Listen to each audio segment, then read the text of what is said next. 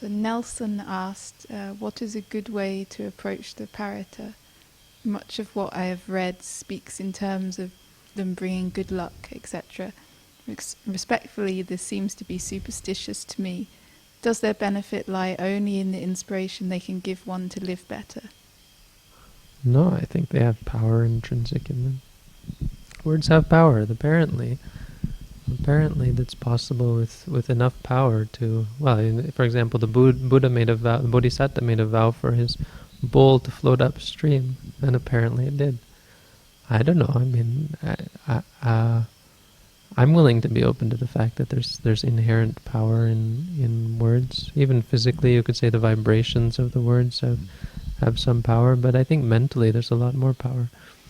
If you think of how our minds can affect the physical in many ways, I mean, it's of course controversial, but you're talking to Buddhist monks, so this is our take on it.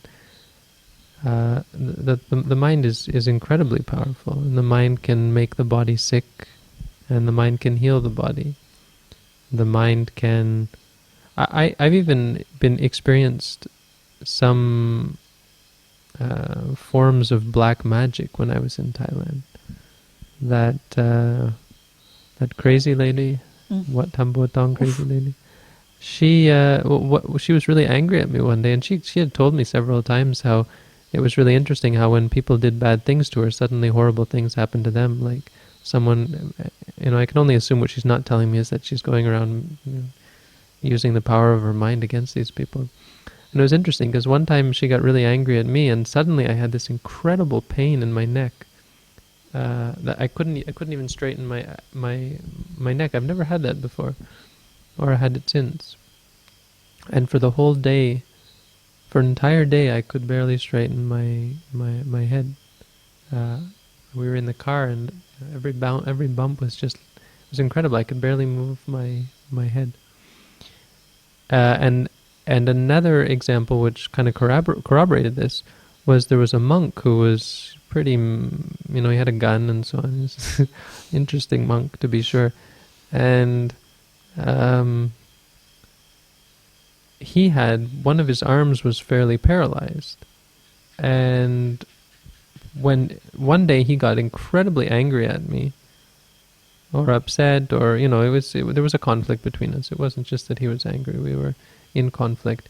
And suddenly, I couldn't move my arm, the other arm, the opposite arm, exactly as I couldn't even lift my arm up to pay respect. When he came in, I had to hold my arm up as though I was a cripple. That's never happened to me. I mean, that doesn't just happen, and it happened exactly when he got angry at me. So I'm willing to give the benefit of the doubt that the mind can do crazy things. In the end, the mind can. People have out-of-body experiences. I talked about something similar that I had when I was young. I believe all of it. I guarantee that these sorts of things exist with some reasonable degree of certainty. And so the mind can radically alter reality. And so this as well has an important factor to play here, that if the paritas are done with a pure chant, and first of all, what is a parita? A parita is a protection chanting the Buddha's teaching, or some praise of the Buddha, or other things as well, and thinking that it has some sort of power. So as I said, the power can be physical, but it can also be mental. Now the factors, there's a really good talk somewhere on the internet, I have to try and find it, where this, I think it's a Burmese monk, I think actually it was Silananda, but I can't remember, who talks about what is required for a parita to be effective. The person who chants it has to understand it. This is the commentary that explains. The person who chants it has to understand it. They have to chant it correctly. The person who listens has to understand it.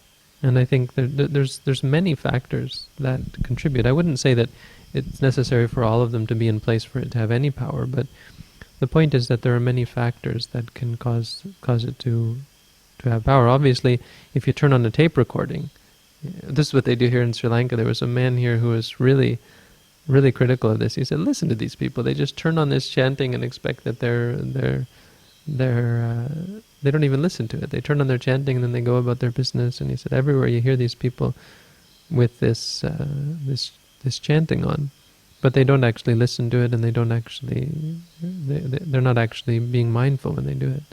But the idea is that the sound is somehow going to have some kind of power. Now, if you have that kind of idea, I think still there can be a physical power to the vibration of the voice and so on, but very limited compared to the power of the mind. If you take 1 minute to listen to it and consider it and give rise to faith in your mind, the power of that can be exceptional. It can change your life. It could even bring you enlightenment if used in the right way. And the same goes for the person chanting. If it's actually a person chanting and they make a determination, then a lot of great things can happen. There are even, and I would go even further to say, it's not just the Buddha's teaching. The reason why we use the Buddha's teaching is because it's such powerful words. It's enunciated very powerfully, because of course the Buddha was perfectly enlightened, so his manner of speech was perfect. And then the teachings, the meaning of it, this is what we call the atta and the atta and vyanjana. Vyanjana is the words, and atta is the meaning. So the words were wonderful, and the meaning is also wonderful. So these two things make the Buddha's teaching incredibly powerful. But even just telling the truth, there's stories in the Jatakas about. There's a story of this kid who, this boy who was bitten by a snake, and he was lying unconscious. And so they all said, well, what do we do? And they said, there were three. There was the mother, the father, and the hermit. This hermit, who was, I think, the Bodhisattva, I can't remember. And the Bodhisattva suggests that they all tell the truth, say something truthful. And so the wife says, truth is, we've lived together for 50 years and I never loved you, or something like that. And suddenly the kid rolls over, and they're like, oh, it's working. And then the husband says, well, the truth is, I've been unfaithful to you this whole time and cheating on you with another woman. And the kid sits up all of a sudden. And the Bodhisattva, or the hermit, says, well, the truth is, I've been living as a monk and I'm totally unsatisfied, and I'm always thinking that I just want to disrobe and go back to the home life. But because I don't have any skills in the world, I don't do it. And suddenly the kid opens his eyes and is totally cured. So it's a funny story. It's worth reading. But that concept, I think, has some merit. The idea of just telling the truth, because the power of the truth. This is why the Buddha's teaching is so powerful. It has a power, a mental, a psychic power that can straighten out. I don't know that it can cure snakebite, but certainly has some sort of power.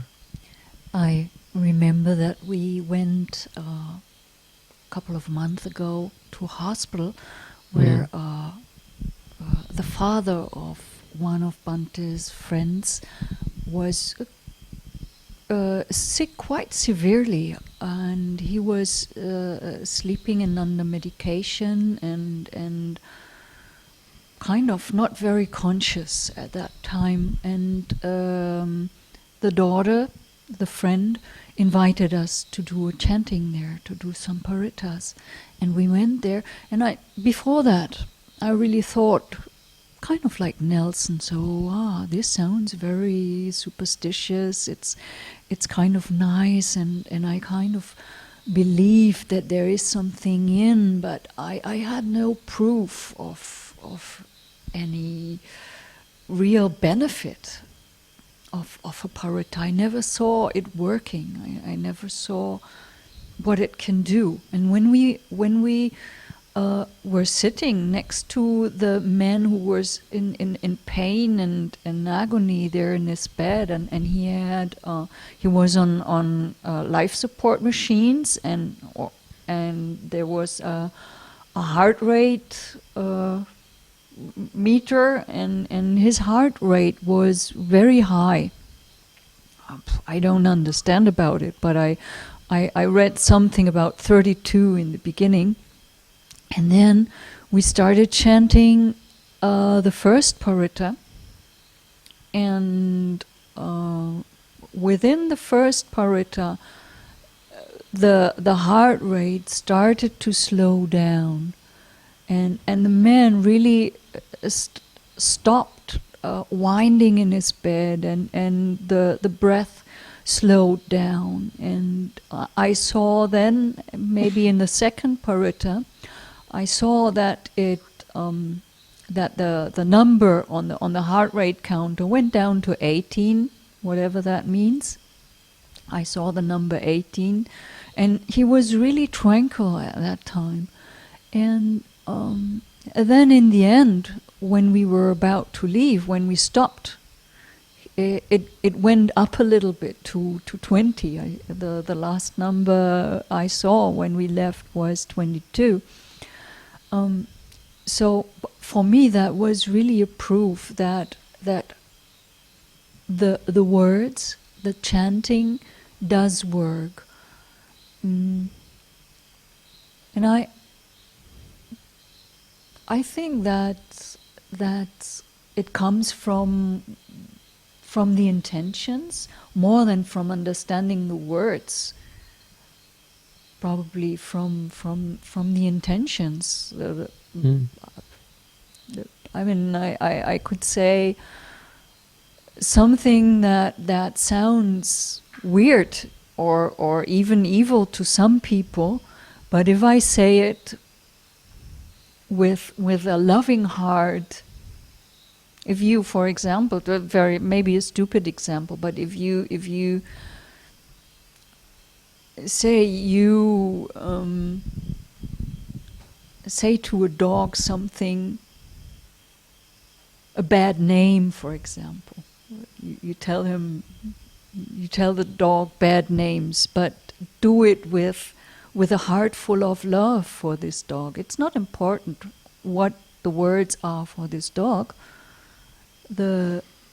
What is important and what gets transported is the love that you have for the dog. So the dog won't mind if you call it an idiot, if you say it really loving.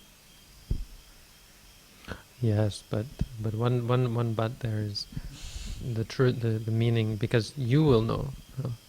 And for a dog, of course, they love you, and it was the sound of your voice, and you can be loving. But no, I just think that there is another level beyond the because this is the same level as the faith. What I thought at first was this is only because this man was Buddhist, for example, or it's only because he had this thought arise, oh, they're chanting for me, right? And so as a result, he became reassured. But we found out later that he was on medication. He was drugged. So it's like, oh, and then I thought, wow, that was useless, and because he didn't have a clue what we were saying. And then Palanyani said this. She noticed the meter. So really the vibrations and so on, but the truth of what you're saying, I really think that there is some psychic power, as I was trying to give these examples, that there is another level that can't be gained from that couldn't even be gained from other religious teachings like praising God and so on. They say you can heal by praising God, or by invoking Jesus, you can heal other people's wounds and so on. But I think the Buddhist teaching has a greater power because it's actually the truth, as opposed to other religions. As opposed to things like God, which we understand to be not true.